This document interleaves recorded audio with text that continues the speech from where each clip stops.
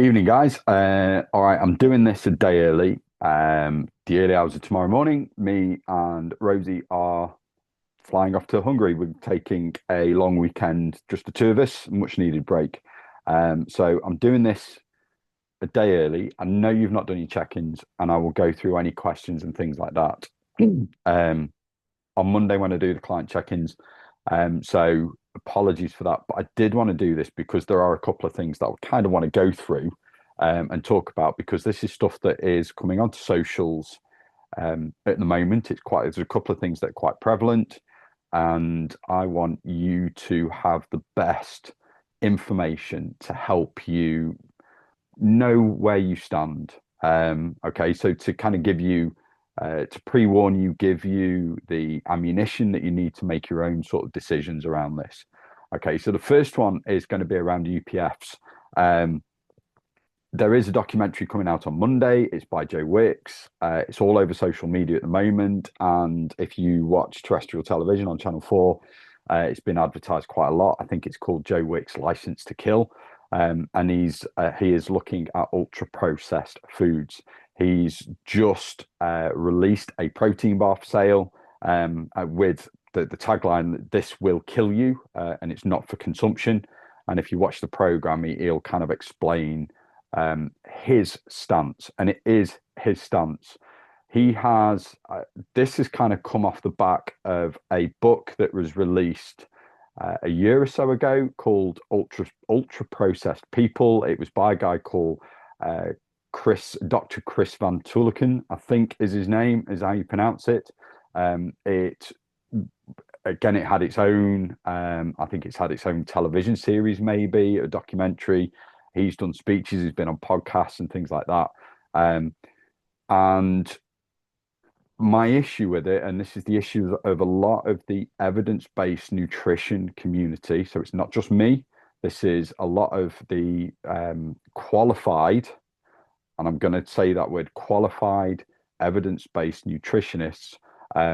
We feel that this is it's fear-mongering, and it's a black and white view of a subject that is all shades of grey. All right, so I'm just kind of going to break things down. The big problem is that the people like Joe Wicks, the Glucose Goddess, who did a documentary series at the start of the year on Channel 4, and no doubt she'll come out again. People like Davinia Taylor, who is now a social media influencer with over 1 million followers.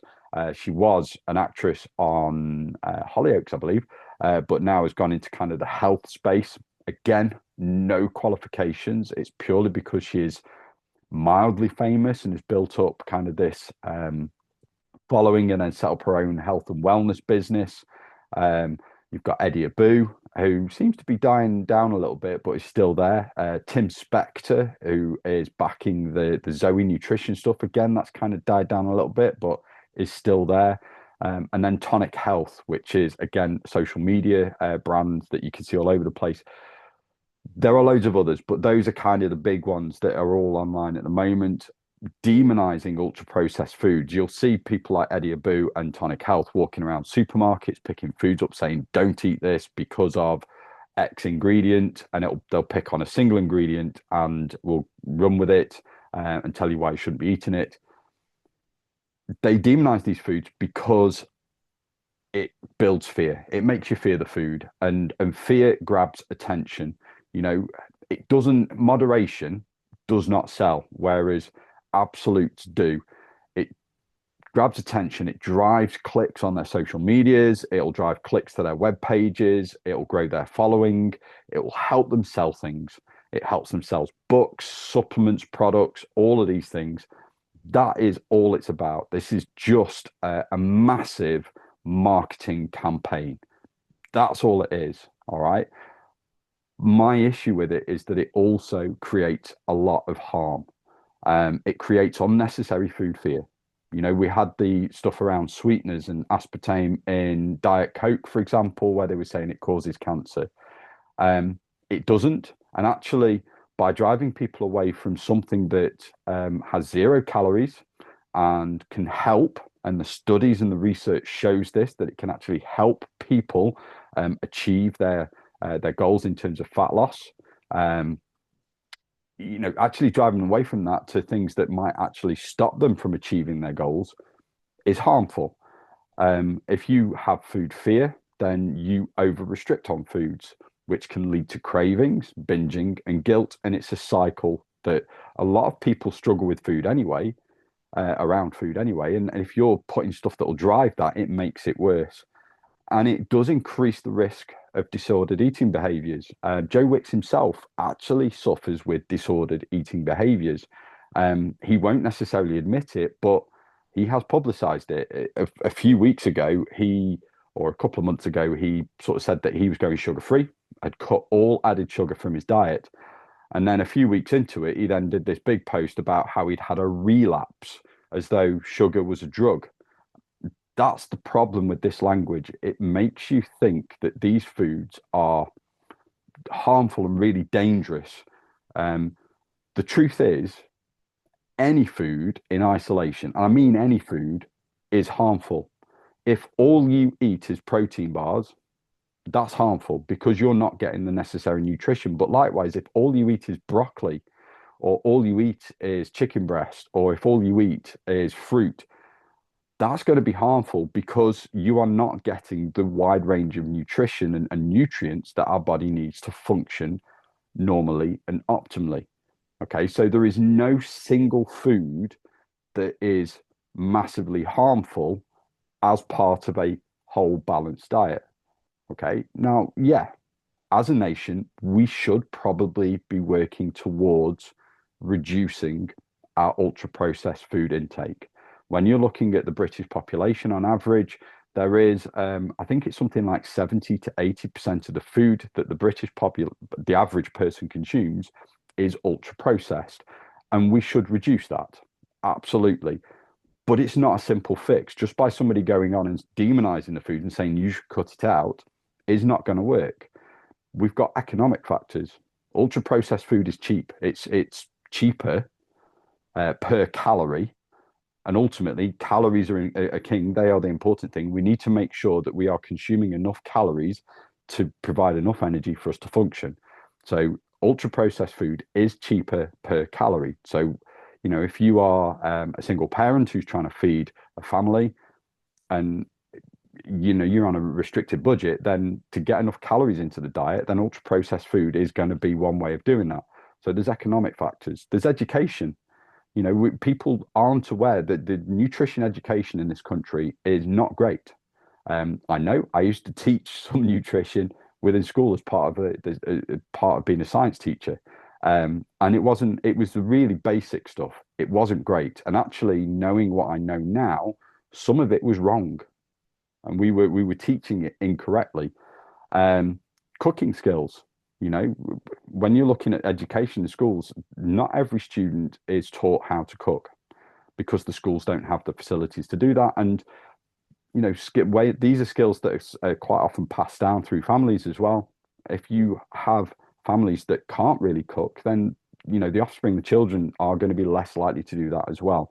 So we've got to look at all sorts of different things: accessibility, convenience.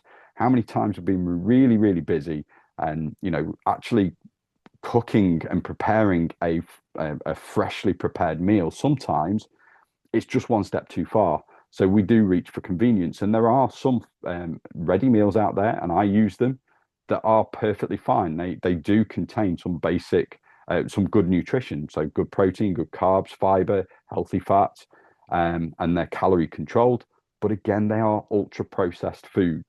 All right, so convenience, food supply, storage and transportation. We are getting food from all over the world, and some of these foods, for them to travel thousands of miles, they have to be processed so that we can get them to us, to our kitchen table. If some foods, we need to be able to store, again, they've got to be processed to have a shelf life. So ultra processed foods, we're not going to completely eradicate them. I mean, we could try, you could ban them, but then you're going back to how things were 100, 150 years ago, where food was scarce. In some instances, food was scarce. So we do need ultra processed food. All of these things drive that consumption. Reduction is going to take time. It's going to take investment.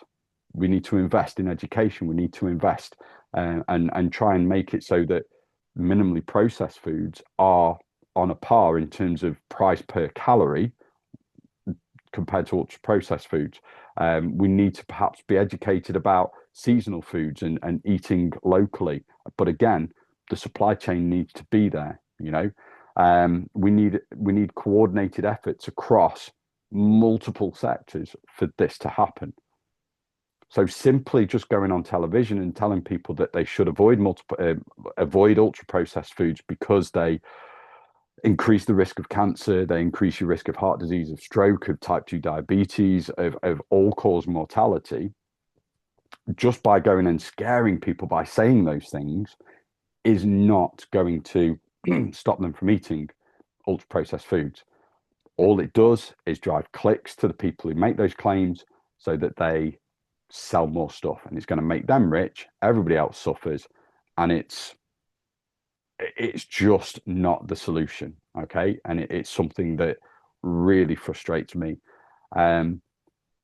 Ultimately, we need to have a practical view on this. All right. Yes, we should prioritize whole or minimally processed foods where possible. And that's the key word, where possible. If we've got time to think ahead and plan and prep foods, and we've got the skills to do that, absolutely, we try and consume minimally processed or whole foods as much as we possibly can. Don't feel guilty. If you are consuming ultra processed foods, do not feel guilty. I have protein bars. I have those as a chocolate snack, probably once a day, if not a couple of times a week. Okay. I will drink diet sodas and diet drinks because it gives me that sweet fix and it's low calorie and it stops me from reaching for other things. I will have processed ready meals. I go for the healthier options as much as I possibly can. But again, that is convenience. But then I also consume some ultra processed foods that are actually beneficial. So things like Greek yogurt, that is an ultra processed food. It goes through multiple processes, okay, to get that food to our table. Protein powders, I consume protein powders. Protein powders are a food, but they are an ultra processed food and they are beneficial. And also on those protein drinks, if you are somebody who is, just had a serious surgery and is unable to consume solid foods in large enough amounts, those protein drinks that can be provided can be massively beneficial, right? Fortified foods, so foods that have added minerals and things put into them to help increase the intake in our diet, they could be beneficial, like cereals, breakfast cereals. I'm not saying that everybody should eat them, but breakfast cereals are like some of them, especially the fortified ones, can be like a multivitamin for children who perhaps might not get those vitamins and minerals elsewhere. Okay. And as a parent of neurodivergent son, two neurodivergent sons who have food sensitivities, sometimes ultra processed food is the only way you're going to get calories into them. All right. So demonizing these foods is simplistic, it's harmful. What you need is a balanced approach. If you are going to consume some of them, that's absolutely fine, but also make sure that you are prioritizing minimally processed or whole foods, and try and build that sustain. If we have that balance across our diet, then it's more sustainable.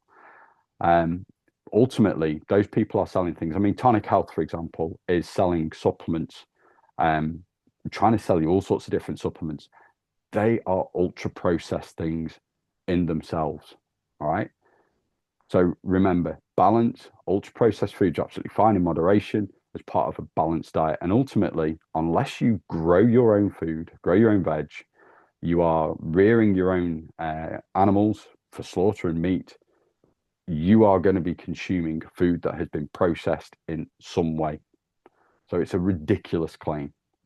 All right. So I hope that helps in terms of that one. If you do watch that, watch it with open eyes and think in the background, what actual message is this documentary giving us? What is that message? All right. And watch how they use fear to drive their message across and then ultimately try and sell you things, because there'll be something at the end of it that'll sell a product or a service. So watch out for that.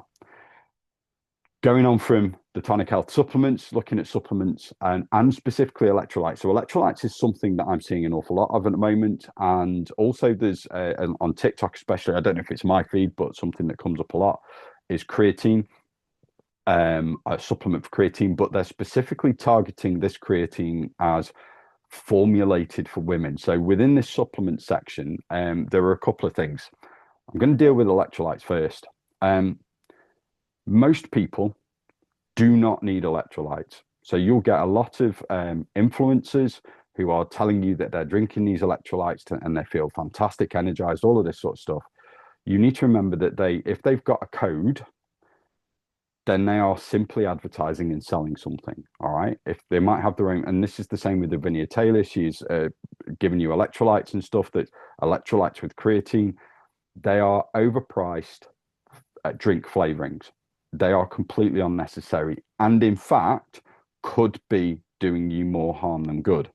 All right. Now, unless you are training hard, and when I say training hard, I mean doing endurance events or training at a high intensity for 90 minutes and above, you do not need to take electrolytes. All right. If you're doing a marathon, then yes, you may well need electrolytes to take on board those things through the marathon. Most people do not need them.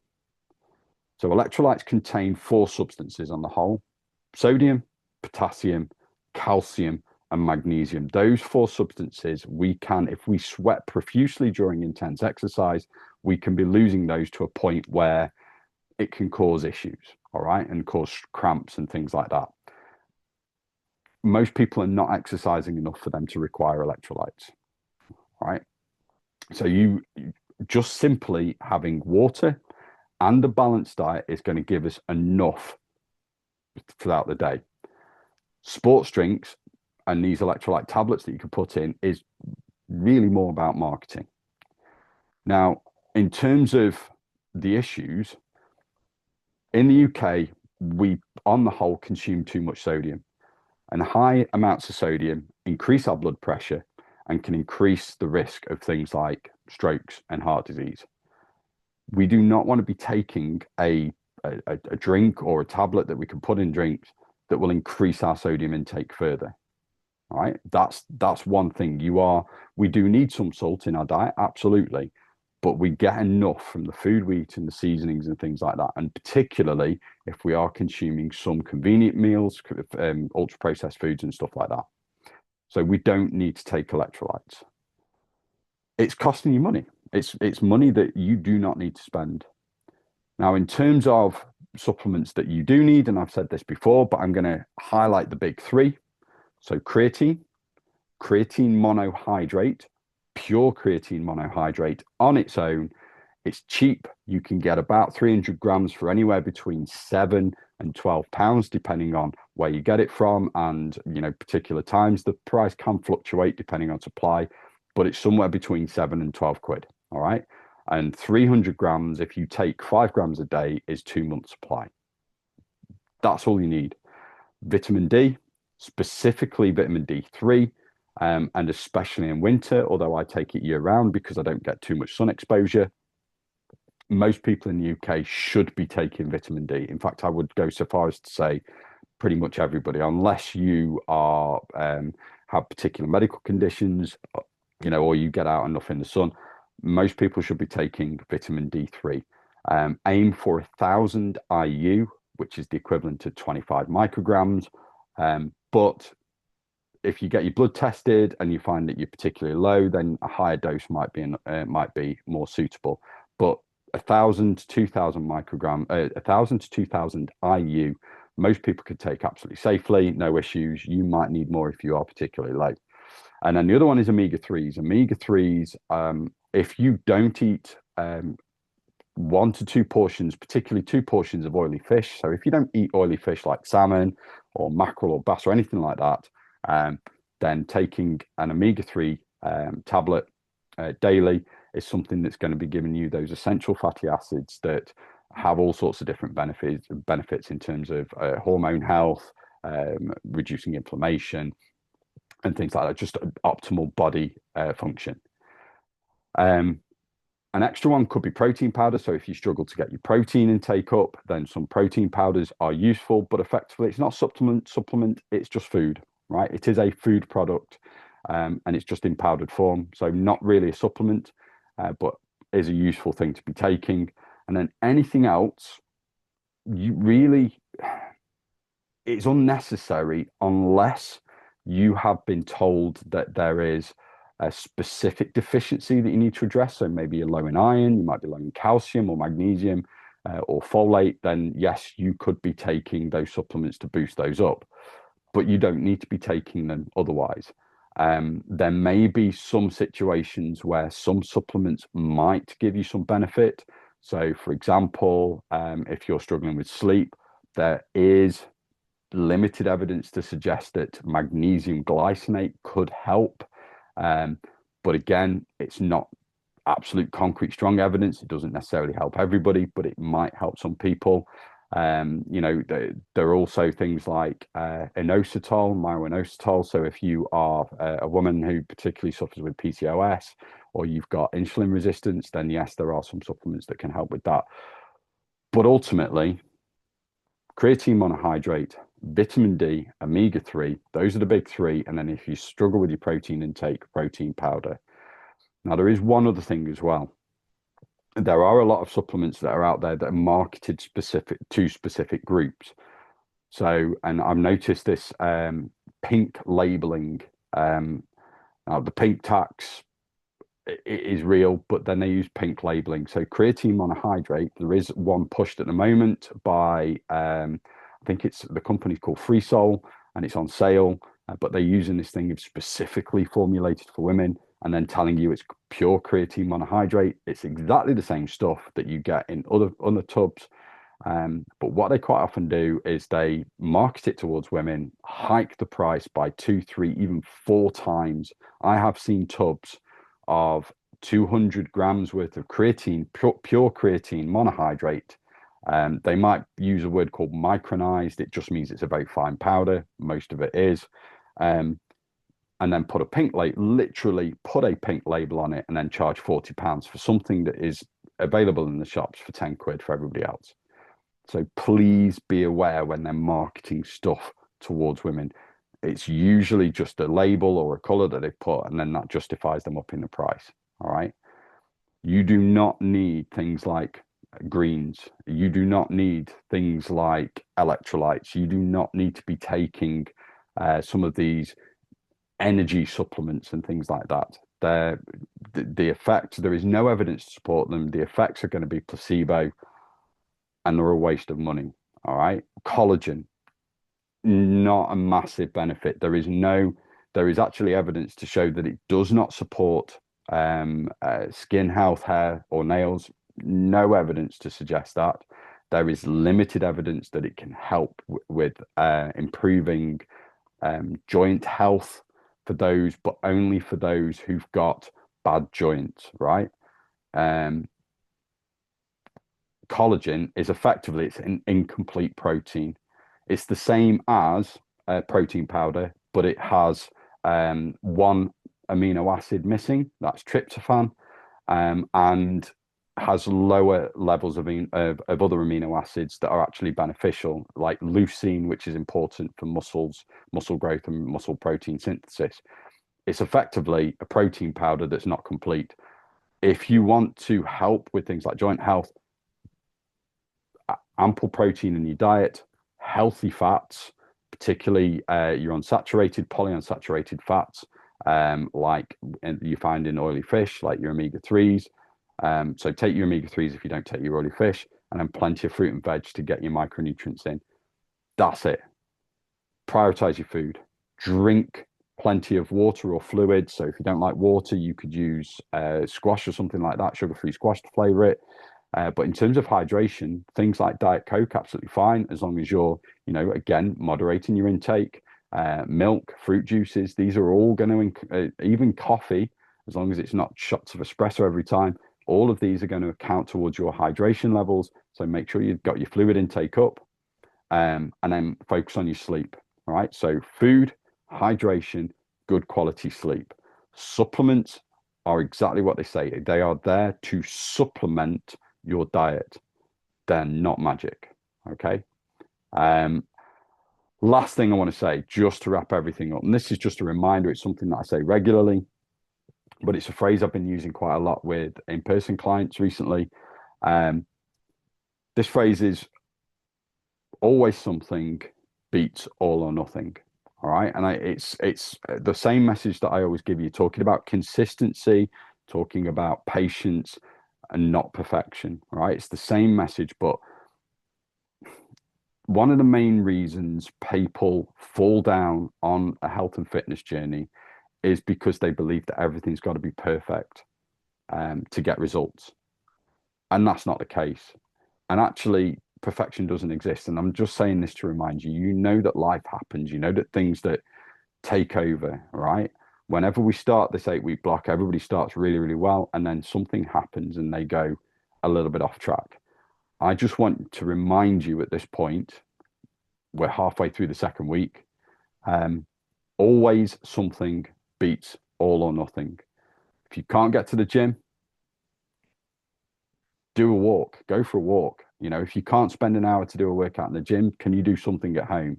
Can you do some squats? Can you do some press ups, incline press ups on the floor? Can you do some crunches, core exercises? Can you go for a 15, 20-minute walk, or even a 10-minute walk, or even a 5-minute walk? Because something, always something, is going to be better than all or nothing, particularly the nothing. All right.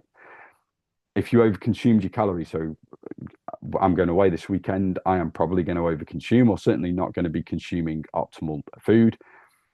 That's not an issue. I've made sure that I have a plan, so I've already got meals ready that when I get back, I can get straight back into the swing of things. And I'll probably spend some time on the plane on the way back, just writing a food plan for the week, so that when we get back in, we can go straight down to the shops and we can get things sorted for the week. You know, if you've eaten extra calories or if you're over consuming, just make sure that you are getting back to your balanced meals, your normal routine as soon as possible. You don't need to go, right, I've ruined it on Tuesday, I will start again next Monday. And then if, you know, things like, oh, I can't hit my step target today, but that's fine. Can do as much as you can. And remember, we set targets within ranges. So I've set you a calorie range. We've set you a protein range, a step range. Give yourself range targets. Don't just have a specific number, have a range. So instead of saying, I need to make sure I hit 4 workouts this week, you can go, right, I can do 2 to 4 workouts or 2 to 4 bits of activity. Set those targets. All right. And the main thing with this is that if you are doing something every day, whether that's a walk, whether it's making sure you're drinking an extra glass of water, whether it's making sure that, you know, your next meal's better, if you're doing something, that is going to build that consistency, and that consistency is key. Consistency helps build habits, helps build routines.